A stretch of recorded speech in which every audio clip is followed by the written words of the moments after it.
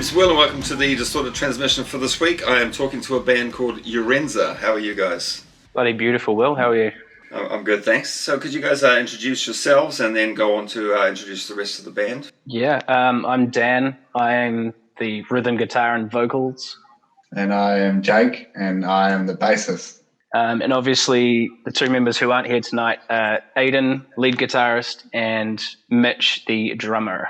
A little bit of subterfuge, Jake, because in the background you've got drums, and I thought, oh, maybe he's the drummer, but no, you're the bassist. You guys just sort of popped up on my radar recently. To be honest, I hadn't heard of you before, or perhaps I'd seen like your band logo around on a poster here and there, but I didn't really know much about you, and you didn't register in my brain. And then you sort of popped up just in the past, week, I suppose, and you sort of came out all guns blazing with an EP and a video release, and I was like, who the fuck are these guys? They just like launched out of the internet at me, and I was like, I've got to have a chat to them and see who they are and what they're up to. So I think the first thing on the agenda is the EP. Would you like to tell me a little bit about that? Yeah, EP, which we just dropped. Good luck, you're gonna need it.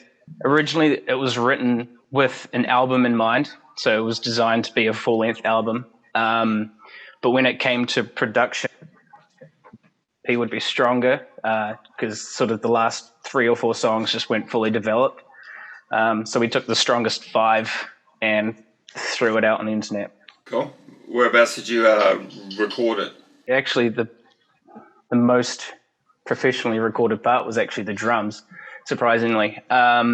We went down to Wanganui to our good mates Pull Down the Sun, their home studio, and they recorded actually our previous drummer, and the rest of it was all just recorded at either my house or Jacob's house.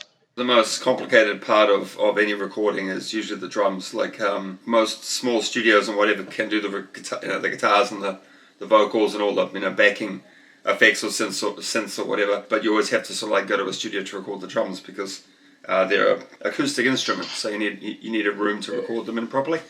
So that isn't unusual. All right, cool. So there are 5 tracks on it.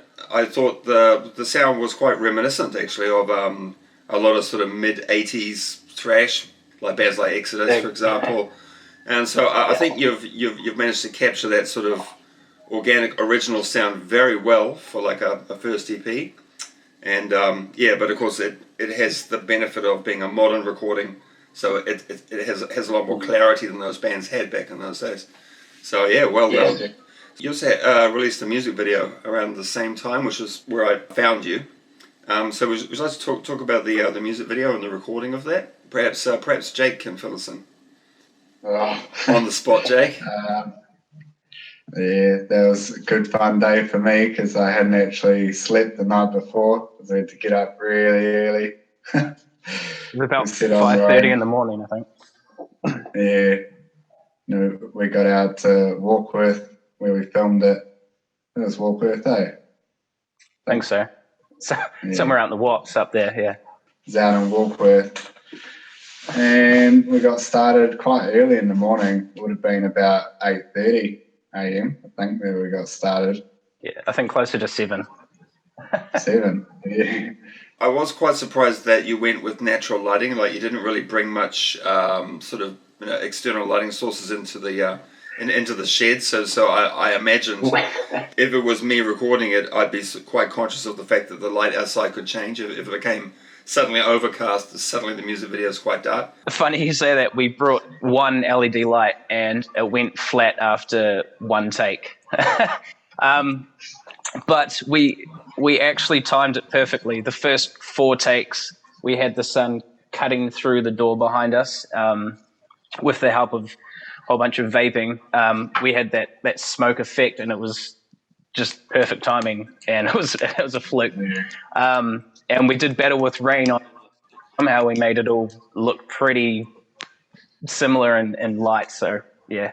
Was there no power source available in the actual shed? It was, but I think we're a little bit with the lighting. We just hoped that it was going to work, which it did.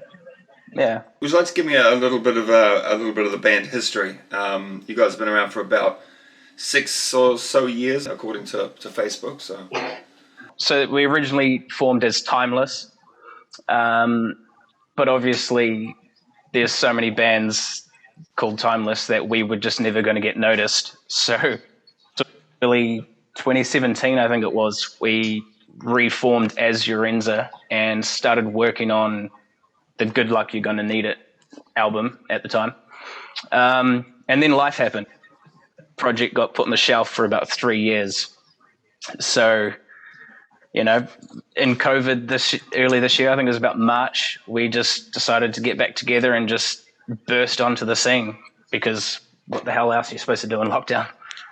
I recorded all of my bass tracks in 2018, so that's when we did the big major bulk of the recording. Yeah, the only thing that was recorded this year was all of the solos, which our brand new, actually, producer and lead guitarist did, Aiden. Of course, the COVID is a problem at the moment, but do you have any plans for gigs to sort of support this EP? There are wishes and hopes of gigs. It's bad timing. I'm awaiting a date for surgery on my arm to release a nerve. So currently we have a date. We can't exactly book gigs, but we're definitely hoping to get out there and tear it up, at least around the North Island, in support of the EP, yeah, for sure. Does your elbow sort of present problems when you're playing guitar? Yeah, so I don't know if it's lateral or what, but this side of my hand is almost permanently numb, or at least tingly. So playing guitar is definitely interesting because I can't really feel what I'm doing. So hopefully the surgery will fix that, but time will tell. So is there anything else you'd like to add to the interview? Would you like to talk about, or like maybe give a shout out to was it the Scallywag Records or whatever it was, or the venture of our man Aiden? Basically, the story goes, when we got together this year, me and Jacob, Jake and I, we decided that we wanted to finish this. We needed it mixed and mastered, so I asked Aiden basically to do it, and then he did it, and then I asked him to join the band, which fortunately enough, we impressed him that he said yes, and it was sort of the right timing, I guess. Obviously, him and his other band had just come back from Australia, so I think we nabbed him right at the right time when he was sort of starting to build up his Scallywag Records. Which band's he in? Is it Black Alpha? Right, yeah. I thought I recognised him actually in the music video. I was like, I'm sure I've seen a guy around somewhere. Yeah, he's pretty distinctive. Distinctive's the word, is it? Yeah, wow, it's a word. No, he's a great guy, and he was the one that hooked us up with Mitch. So Jacob had met Mitch when he moved to Auckland. It was 2014 when I met Mitch. And then I had met him when he was a roadie for Black Alpine, probably similar year. So we'd all known each other. We've all sort of been in a circle of friends. And it was just, it was great having friends come together. It was how, a band should be.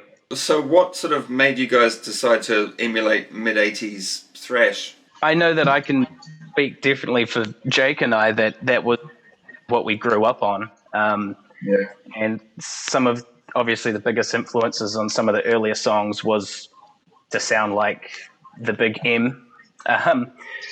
And we've sort of been just trying to forge our own sound within that, but obviously it's still early days. Thanks very much for chatting, and I look forward to hearing more from you in the future. Hopefully the tracks that didn't make it on the EP, hopefully you'll like rework them and improve them a little bit. And we've got 5 tracks already for the album, thanks to those ones that missed out this time. So fingers crossed. Okay, Dan, Jake, thanks very much. All good. Thanks, Will. Cheers, and thanks for watching.